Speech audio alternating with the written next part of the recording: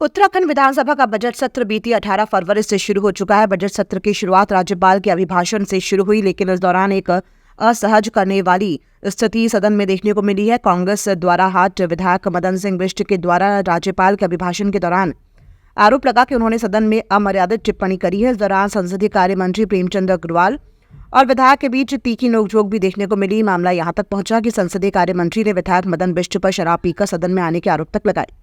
वहीं विधायक ने भी इनका खंडन करने की बात कही। इसी के साथ अब इस मामले पर सत्ता पक्ष और विपक्ष के विधायकों के भी इसमें बयान सामने आने लगे हैं।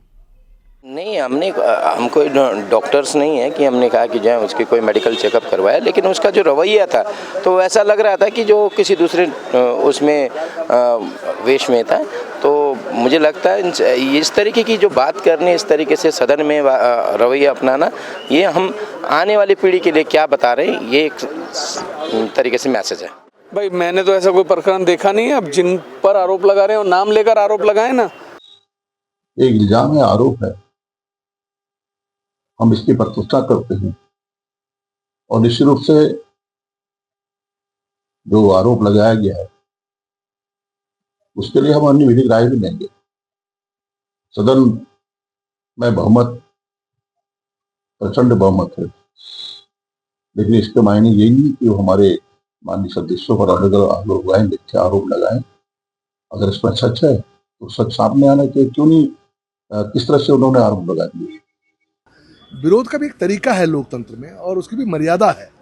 आप मर्यादा से बाहर निकल कर, और जिस तरह का माहौल कल मैंने देखा, जिस तरह अभद्रता वहाँ पर हुई है, अपने आप में बड़ा दुर्भाग्यपूर्ण है। और इससे पता चलता है कि कांग्रेस का चरित्र क्या है, और शायद यही कारण है कि उत्तराखंड की जनता ने इनको नकारा है।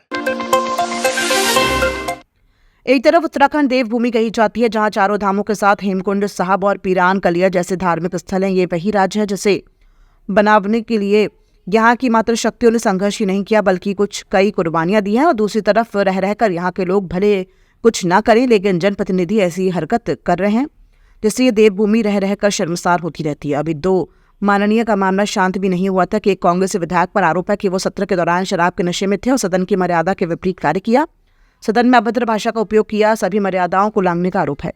मंत्री को ये लग रहा था तो उनका विवेक था, विधानसभा अध्यक्ष जी से कहते मेडिकल कराते, और ये इस तरह से झूठी मनगढ़ंत जो है आरोप लगाना छोड़ दे। और सीधे सीधे तौर पे ये कहना चाहता हूं कि संख्या बल पे जो है विपक्ष की आवाज दबाने की कोशिश न करें। वो मंत्री होंगे तो एमएलए से तो मंत्री बने हैं, और वो हमारे मंत्री भी नहीं है, बीजेपी के मंत्री हैं। इस तरीके का व्यवहार हमने अपनी जिंदगी में नहीं देखा। इसका क्या मतलब होता है कि चलिए बाहर जाके प्रदर्शन करिए ऐसे?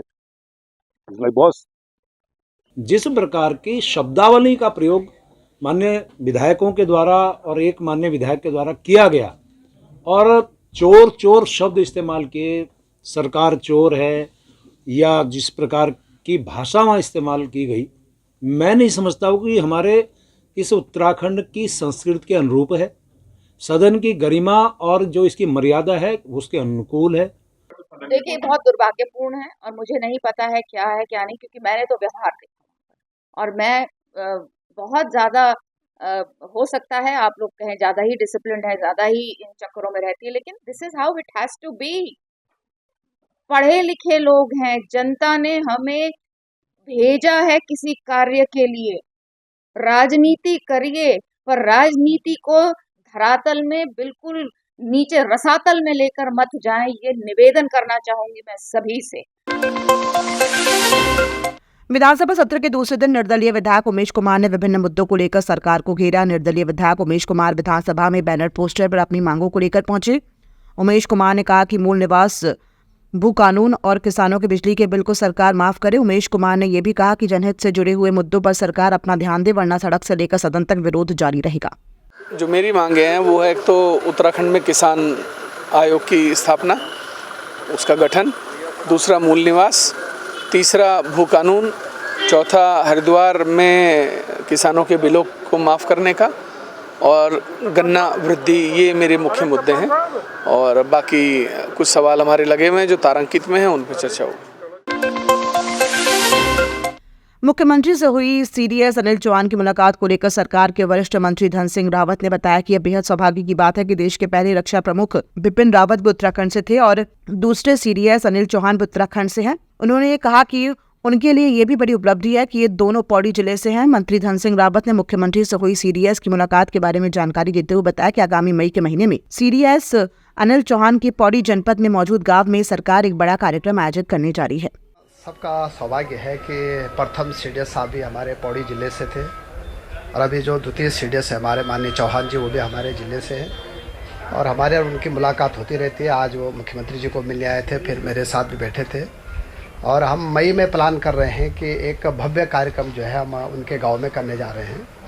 उस संदर्भ में काफ़ी बातचीत उनसे हुई है और सेना के लिए भारत सरकार ने बहुत बड़ा काम किया है और हमारे सीडीएस चौहान जी का बहुत बड़ा योगदान है कि आप देख रहे होंगे कि छोटे से गांव से उठ के जो है भारत के सीडीएस बने हैं। हमने उनको शुभकामनाएं भी दी है और एक मई में एक बड़ा कार्यक्रम में उनके गांव में आयोजित करने जा रहे हैं। उत्तराखंड में विधानसभा का बजट सत्र चल रहा है। कल उत्तराखंड सरकार में संसदीय कार्य मंत्री और कांग्रेस विधायक के बीच तू-तू मैं हुई है, जिस पर मंत्री ने कांग्रेस विधायक पर शराब पीकर आने का आरोप लगाया। इस पर उत्तराखंड विधानसभा ने नेता प्रतिपक्ष यशपाल आर्य ने कहा कि उनको कांग्रेस के विधायकों को सलाह देने की जरूरत नहीं है। जिस प्रकार का बयान संसदीय कार्य मंत्री ने दिया है उसकी निंदा करते हैं, सदन में उसका विरोध करेंगे। उसके साथ साथ जरूरी हुआ तो वैधानिक सलाह भी ली जाएगी। उन्हें हमारे कांग्रेस के माननीय विधायकों को सीख देने की जरूरत नहीं।